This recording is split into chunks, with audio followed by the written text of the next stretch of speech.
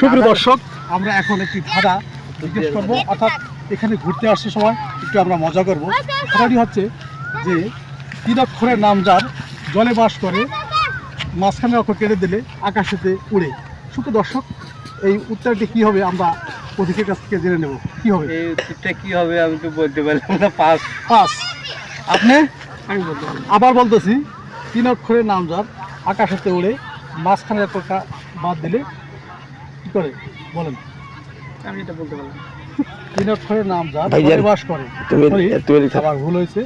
3 অক্ষরের নাম যার জলে বাস করে, মাঝখানে অক্ষর কেটে দিলে আকাশেতে ওড়ে। উত্তরটি কি হবে যদি আমরা দাঁড়া থাকি? 1 2 3 বলতে পারলাম। 5। আপনি? মাঝখানে অক্ষর কাটিয়ে দিলে আবার দাদাটি সরেন। 3 অক্ষরের নাম যার, 3 অক্ষরের নাম একটি নাম আছে, ঠিক আছে, মাঝখানে অক্ষর কেটে দিলে আকাশেতে ওড়ে। 3 অক্ষরের নাম যার জলে বাস করে, মাঝখানে অক্ষর কেটে দিলে আকাশেতে ওড়ে। দাদাটির উত্তর কি হবে? গুড়ি গুড়ি না, বাস পাখি। হ্যাং মারছে। বাস পাখি। হ্যাঁ, কাক। বাস পাখি। উত্তরটি সঠিক হয় নাই।